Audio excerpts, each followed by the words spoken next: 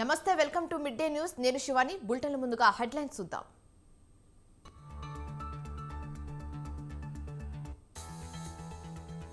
మంత్రి మెరుగు క్యాంప్ కార్యాలయం వద్ద ఫ్లెక్సీల గొడవ చెవిరెడ్డి ఫోటోతో ఉన్న వైసీపీ ఫ్లెక్సీలు చించివేత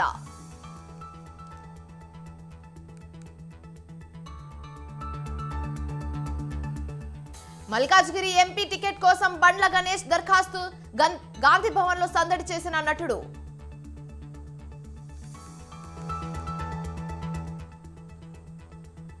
కాసేపట్లో బీజేపీ పదాధికారుల సమావేశం లోక్సభ ఎన్నికలపై దిశానిర్దేశం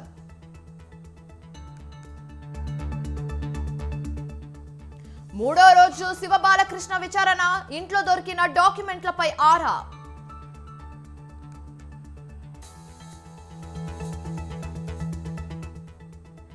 హేమంత్ సోరెన్ పిటిషన్ తిరస్కరించిన సుప్రీంకోర్టు హైకోర్టుకు వెళ్లాలని సూచన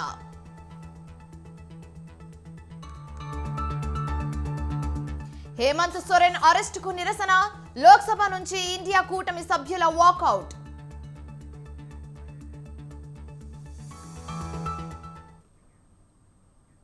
మెరుగు నాగార్జున ఒంగోలు క్యాంప్ కార్యాలయం వద్ద ఉద్రిక్తత నెలకొంది.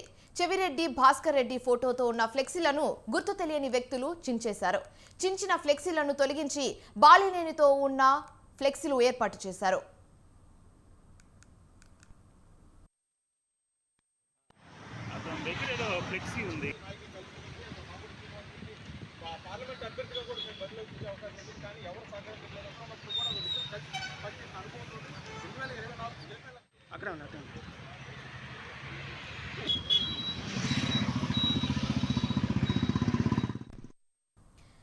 మెరుగు నాగార్జున ఒంగోలు క్యాంప్ కార్యాలయం వద్ద ఉద్రిక్తత నెలకొంది.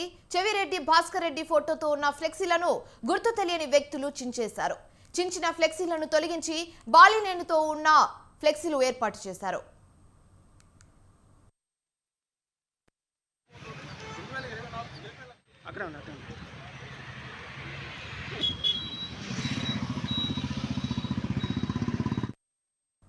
ఇక ఇదే అంశం మీద పూర్తి సమాచారం మా ప్రతినిధి శ్రీనివాస్ ఫోన్ ఇన్ ద్వారా అందిస్తారు. శ్రీనివాస్ చెప్పండి. శివాని, ప్రకాశం జిల్లా ఒంగోలు నగరంలో సంతనోతలపాడు వైసీపీ కార్యాలయాన్ని మంత్రి మేరుగు నాగార్జున ఇన్ఛార్జిగా వచ్చిన తర్వాత ఏర్పాటు చేయడం జరిగింది. ఈ కార్యాలయం వద్ద ఉమ్మడి ప్రకాశం జిల్లాలోని ఒంగోలు పార్లమెంటుతో పాటుగా సంతనోతలపాడు, కందుకూరు, కావలి నియోజకవర్గాల రీజనల్ కోఆర్డినేటర్ గా చెవిరెడ్డి భాస్కర్ రెడ్డి నియమించిన తర్వాత వైసీపీ కార్యాలయం వద్ద మంత్రి మేరుగు నాగార్జున చెవిరెడ్డి భాస్కర్ రెడ్డికి స్వాగతం పలుకుతూ ఫ్లెక్సీలను భారీగా ఏర్పాటు చేయడం జరిగింది. కార్యాలయం ముందుతో పాటుగా జాతీయ రహదారి పైన కూడా ఫ్లెక్సీలను ఏర్పాటు చేశారు. అయితే గుర్తు తెలియని వ్యక్తులు ఎవరో ఆ ఫ్లెక్సీలను చించివేసి వాటన్నింటినీ కూడా పక్కనే ఉన్న కాలువల్లో వేయడం, తగలబెట్టడం లాంటి చర్యలకు పాల్పడ్డారు. విషయం తెలుసుకున్నటువంటి మంత్రి మేరుగు నాగార్జున హోటాహుటిన అక్కడికి వచ్చి ఆ ఫ్లెక్సీల స్థానంలో కొత్త ఫ్లెక్సీలను ఏర్పాటు చేయించి వాటిని కప్పిపుచ్చే ప్రయత్నం చేశాడు. అయితే తగలబెట్టినటువంటి ఫ్లెక్సీలన్నీ కూడా అక్కడే ఉండటంతో ఒకసారిగా ఉద్రిక్త వాతావరణం నెలకొంది. చెవిరెడ్డి భాస్కర్ రెడ్డి ఒంగోలు ఎంపీగా రానున్నారనేటువంటి నేపథ్యంలో గత కొన్ని రోజులుగా కూడా ఈ నియామకాన్ని మాజీ మంత్రి ఒంగోలు ఎమ్మెల్యే బాలినేని శ్రీనివాసరెడ్డి వ్యతిరేకిస్తూ వస్తున్నాడు. ఈ నేపథ్యంలో అతన్ని ఒంగోలు రీజనల్ కోఆర్డినేటర్ గా నియమించడంతో ఈ ఫ్లెక్సీలు ఏర్పాటు చేయడం, వాటిని చించివేయడంతో ఒకసారిగా ఇక్కడ ఉద్రిక్తమైనటువంటి వాతావరణం నెలకొన్న పరిస్థితి అయితే ఉంది. వెంటనే విషయం తెలుసుకొని వాటిని సరిదిద్దినప్పటికీ ఇక్కడ అధికార వైసీపీ పార్టీలో ఉన్నటువంటి వర్గ విభేదాలు మాత్రం రోడ్డును పడ్డాయని స్థానికంగా విమర్శించుకున్న పరిస్థితి కూడా ఉంది. అయితే ఈ ఫ్లెక్సీలు చించివేత కార్యక్రమం సొంత పార్టీ నేతలు చేశారా లేక ఎవరైనా కావాలని చేసేటువంటి ప్రయత్నం చేశారా అనేటువంటి కోణంలో కూడా ఎంక్వైరీ చేస్తున్న పరిస్థితి ఉంది. విషయం తెలుస్తున్నటువంటి ఒంగోలు జిల్లా అధ్యక్షుడు కూడా జంకే వెంకటరెడ్డి సంఘటనా స్థలానికి వచ్చి వాటిని పరిశీలిస్తున్నారు. అదేవిధంగా మేరుగు నాగార్జున ద్వారా సమాచారం అందుకున్న పోలీసులు కూడా ఇప్పుడే ఆ కార్యాలయం వద్దకు వచ్చి ఆ పరిసరాల్లో ఎక్కడైనా సీసీ కెమెరాలు ఉన్నాయా లేవా అనేటువంటి అంశాలను కూడా పరిశీలిస్తున్న పరిస్థితి ఉంది. Shivani, right, thanks for the update Srinivas.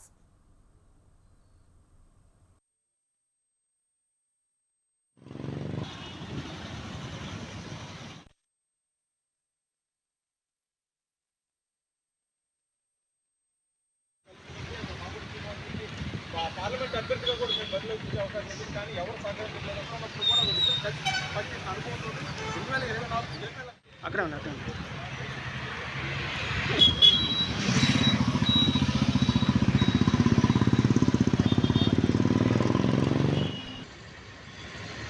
Agha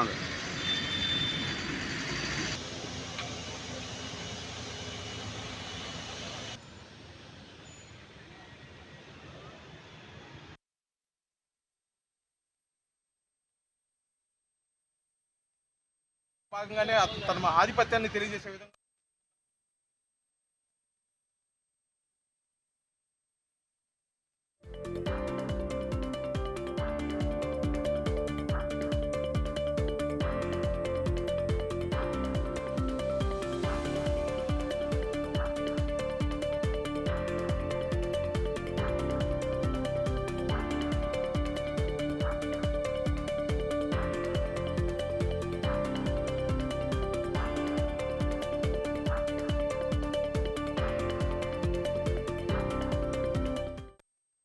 yes breaking news చూస్తున్నాం. గాంధీ భవన్ లో మల్కాజ్గిరి పార్లమెంట్ నియోజకవర్గ టికెట్ కోసం బండ్ల గణేష్ దరఖాస్తు చేసుకున్నారు. కాంగ్రెస్ సీనియర్ నేత కుమార్ రావుకు దరఖాస్తును అందజేశారు. ఇంద్రవెల్లి సభ కోసం తెలంగాణ ప్రజలు ఎదురు చూస్తున్నారని బండ్ల గణేష్ అన్నారు. రాబోయే పార్లమెంట్ ఎన్నికల్లో కూడా కాంగ్రెస్ మెజారిటీ సీట్లు గెలుస్తుందని ధీమా వ్యక్తం చేశారు. మాజీ మంత్రి మల్లారెడ్డి మతిభ్రమించి సీఎం రేవంత్ మీద ఆరోపణలు చేస్తున్నారని మండిపడ్డారు.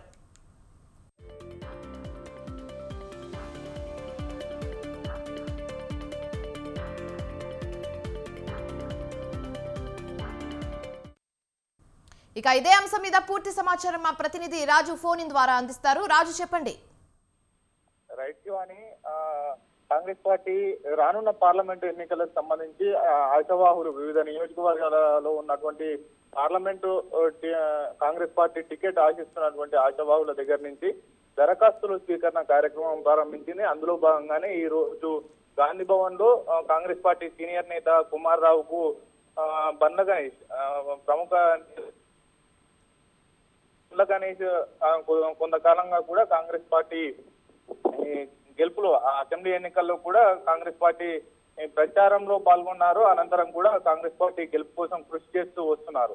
అయితే ఈ నేపథ్యంలోనే మల్కాజ్గిరి పార్లమెంటు టికెట్ కోసం ఆయన దరఖాస్తు చేసుకున్నారు. కొద్దిసేపటి క్రితమే గాంధీ భవన్ లో కుమార్ రావుకు ఈ యొక్క దరఖాస్తును అందజేసి కూడా ఆయన ఈ దరఖాస్తు చేసుకున్నారు. అయితే ప్రస్తుతం ఈ బండ్ల గణేష్ షాద్ నగర్ లో నివాసం ఉంటున్నప్పటికీ కూడా ఇప్పుడు మల్కాజ్గిరి నియోజకవర్గ టికెట్ ఆశిస్తున్నారు. అయితే అక్కడ ఇప్పటికే గతంలో ఎంపీగా లాస్ట్ టైం పిసిసి అధ్యక్షుడు రేవంత్ రెడ్డి పోటీ చేశారు.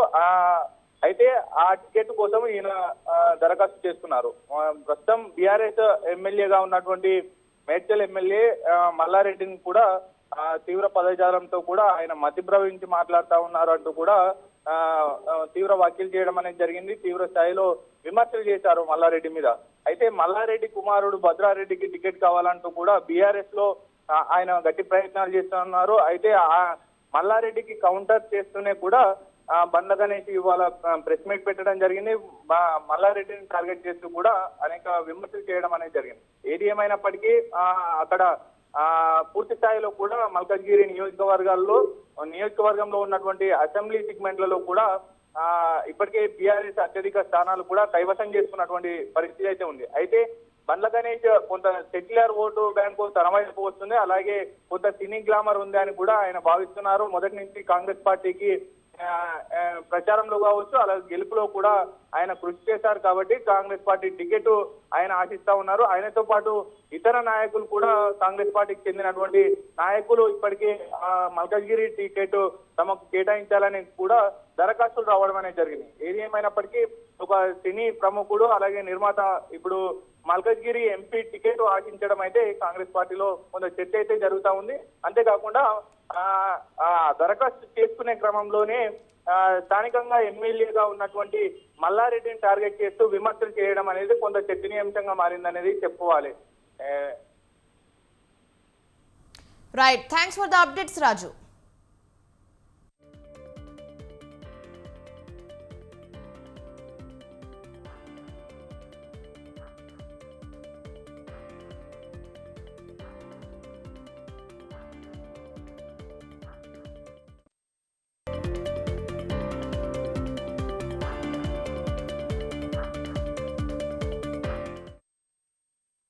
ఎస్ బ్రేకింగ్ న్యూస్ చూస్తున్నాం. బాలీవుడ్ వివాదాస్పద నటి పూనం పాండే మరణించినట్లు సోషల్ మీడియాలో వార్తలు వస్తున్నాయి. గర్భాశయ క్యాన్సర్తో పూనం మృతి చెందిందని పూనం పాండే రియల్ అనే ఇన్స్టాగ్రామ్ ఖాతాలో పోస్ట్ చేశారు. ఈ పోస్ట్ ప్రస్తుతం సోషల్ మీడియాలో వైరల్ అయింది. విషయం తెలిసిన ఫ్యాన్స్ షాక్ అవుతున్నారు. పూనం వయసు ప్రస్తుతం 32 ఏళ్లు.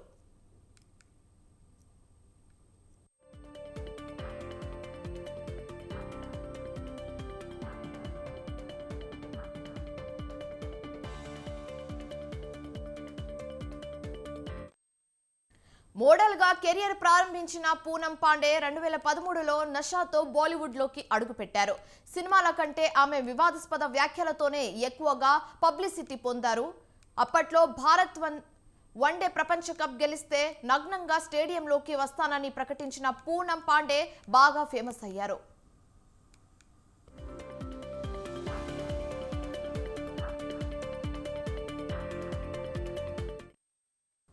ఇక ఇదే అంశం మీద పూర్తి సమాచారం మా ప్రతినిధి గంగాధర్ ఫోన్ ఇన్ ద్వారా అందిస్తారు. గంగాధర్, చెప్పండి. శివాని, ప్రముఖ మోడల్ నటి పూనం పాండే కొద్దిసేపటి క్రితం మరణించినట్టు వార్తలు వచ్చాయి. ఆమె ఇన్స్టాగ్రామ్ పేజీలో అఫీషియల్ గా పోస్ట్ చేశారు. సర్వికల్ క్యాన్సర్ తో పూనం పాండే చనిపోయినట్లు తెలియజేయడానికి చింతిస్తున్నామంటూ ఆమె టీం ఎవరైతే ఉన్నారో వాళ్ళు ఇన్స్టాగ్రామ్ పేజీలో పోస్ట్ చేశారు. అయితే పూనం పాండే నిజంగా చనిపోయారా లేదా అనేది కూడా సోషల్ మీడియాలో కొంత సందిగ్ధత నెలకొంది. అయితే ఈ విషయం మీద పూనం పాండే టీం ను ఒక ఆంగ్ల మీడియా సంప్రదించినప్పుడు ఆమె నిజంగానే చనిపోయింది, ఈ వార్త నిజమంటూ వాళ్ళు తెలియజేసినట్లు కూడా ఒక ఆంగ్ల మీడియా ఇందాక ఒక 5 నిమిషాల క్రితం పేర్కొంది. ఇక పూనం పాండే అయితే ఆమె సినిమాల కంటే ఎక్కువ వివాదాస్పద వ్యాఖ్యలతోనే ఆమె ఫేమస్ అయ్యారు. ఇటీవల కూడా ఆమె భారత్ వరల్డ్ కప్ గెలిస్తే ఆమె నగ్నంగా స్టేడియంలో వచ్చి తిరుగుతానంటూ కూడా ప్రకటించి ఆ వ్యాఖ్యలతో బాగా ఫేమస్ అయ్యారు ఆమె. ఇక ఆమె గర్భాశయ క్యాన్సర్ తో కొంతకాలం నుంచి బాధపడుతున్నారు.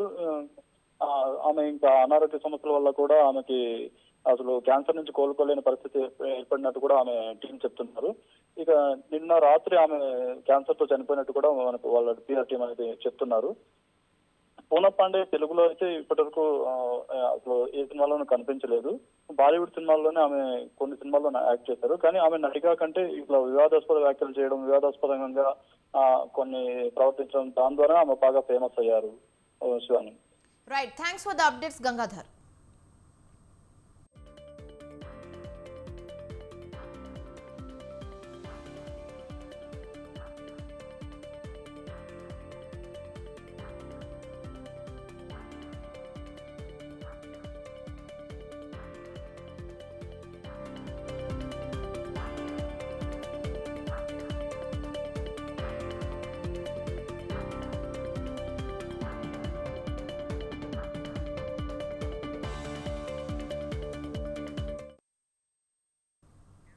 ఐదేళ్ల పాటు ధర్మవరం ఎమ్మెల్యే కేతిరెడ్డి వెంకట్రామిరెడ్డి చేసిన అవినీతి అక్రమాలు ఒక్కొక్కటిగా బయటపడుతున్నాయని టీడీపీ నియోజకవర్గ ఇన్ఛార్జ్ పరిటాల శ్రీరామ్ అన్నారు.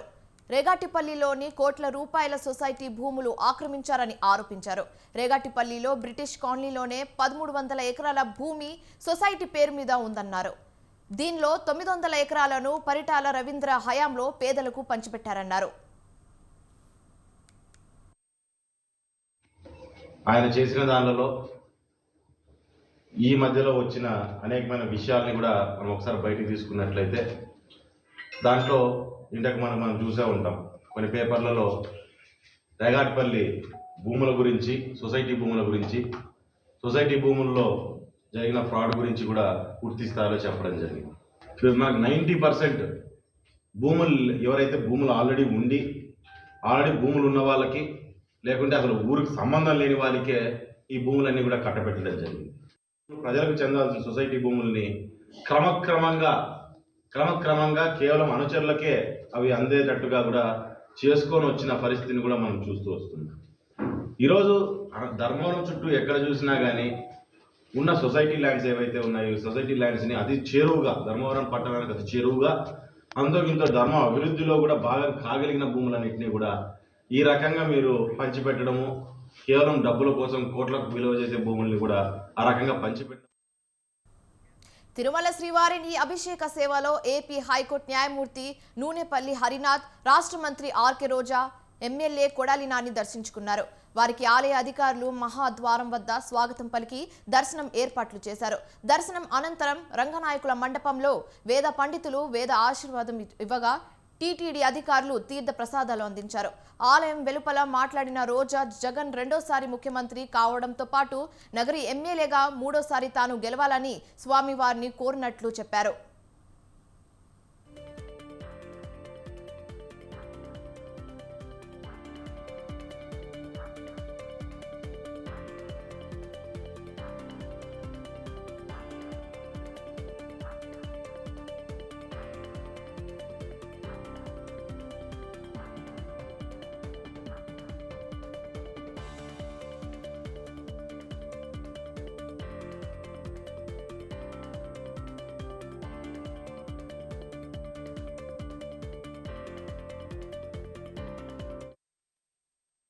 తిరుమల కొండ మీద అది శుక్రవారం స్వామివారికి అభిషేకమైన తర్వాత స్వామివారి ఆశీస్సులు తీసుకోవటం అనేది నిజంగా చాలా అదృష్టమైన విషయం. నేను ఇక్కడే తిరుపతిలో పుట్టి పెరిగాను.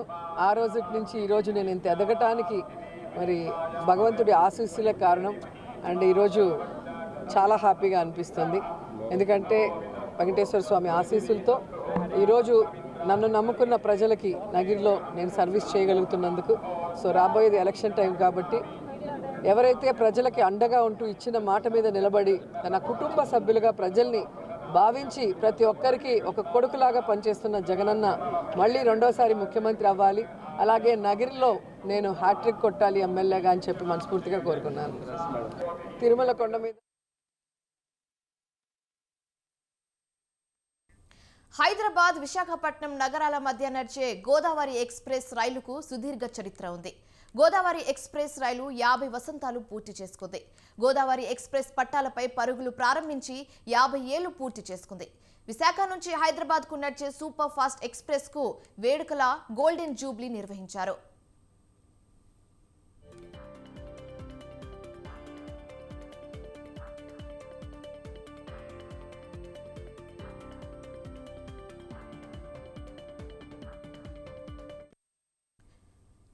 యాభై ఏళ్ల క్రితం పట్టాలపై పరుగులు తీయడం ప్రారంభించినప్పటి నుంచి చెక్కు చెదరని ప్రయాణికుల ఆదరణ దక్కించుకున్న గోదావరి ఎక్స్ప్రెస్ 50 ఏళ్లు మైలురాయిని అధిగమించింది. దీంతో 2 రైల్వే జోన్ల పరిధిలో ప్రతి స్టేషన్లో గోదావరి సంబరాలు నిర్వహించారు.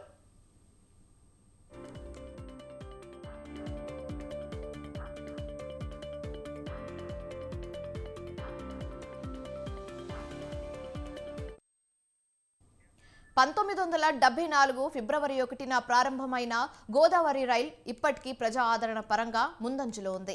ప్రస్తుతం విశాఖ, హైదరాబాద్ మధ్య నడుస్తున్న ఈ రైలును అప్పట్లో వాల్తేరు, హైదరాబాద్ రైలుగా ప్రారంభించారు. మొదట్లో స్టీమ్ ఇంజిన్తో నడిచిన గోదావరి ఎక్స్ప్రెస్ కాలక్రమంలో డిజిటల్ ఇంజిన్తో పరుగులు తీసింది. ప్రస్తుతం గోదావరి ఎక్స్ప్రెస్ 12727, 12728 ట్రైన్ నంబర్లో విశాఖపట్నం, సికింద్రాబాద్ మధ్య నడుస్తుంది. ప్రయాణ దూరం 710 కిలోమీటర్లు ఉండగా సగటు ప్రయాణం సమయం 12 గంటల 25 నిమిషాలు. మొత్తం 18 స్టేషన్లో రైలు ఆగనుంది.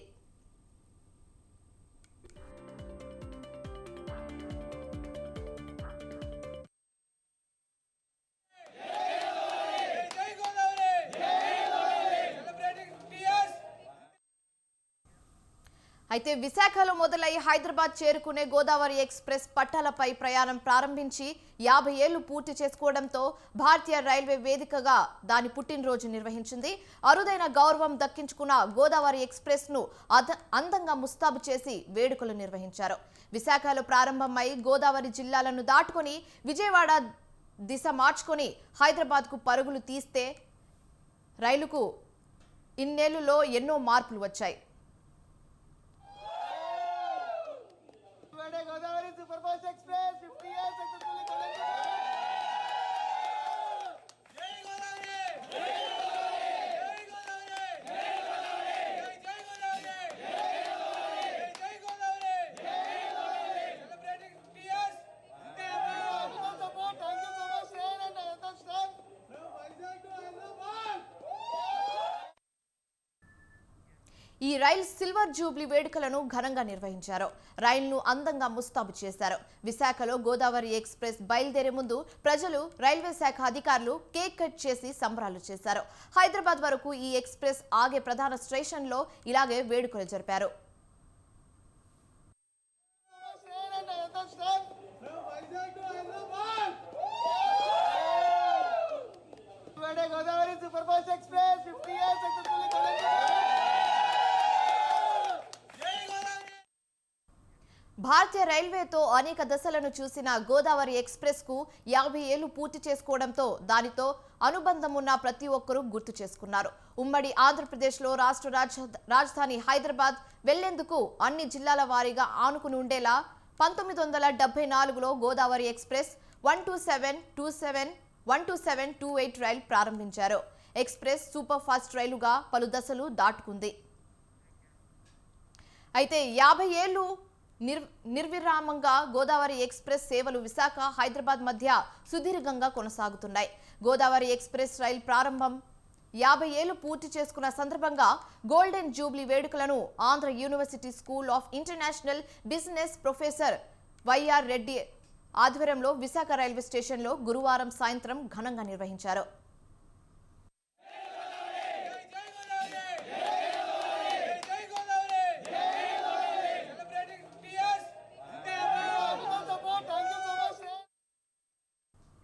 నెల్లూరు జిల్లా నాయుడుపేట విద్యుత్ శాఖ తీరుపై విమర్శలు వెల్లువెత్తుతున్నాయి. కోట్ల రూపాయల బకాయిలు ఉంటే అలాంటి వారికి ఎలాంటి ఇబ్బందులు లేకుండా అందలం ఎక్కిస్తూ 100 రూపాయల బకాయిలు ఉన్న సామాన్య వినియోగదారులకు చెక్కులు చూపిస్తారు నాయుడుపేట విద్యుత్ శాఖ అధికారులు. దీనిపై బాధితులు తీవ్ర ఆగ్రహం వ్యక్తం చేస్తున్నారు.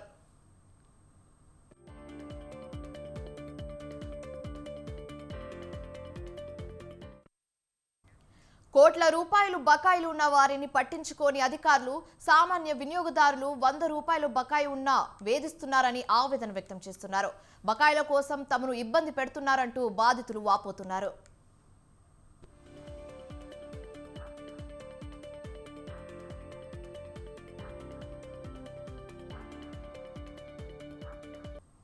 రైట్, ఇవి ఇప్పటి వరకున్న updates. For more updates keep watching స్వతంత్ర.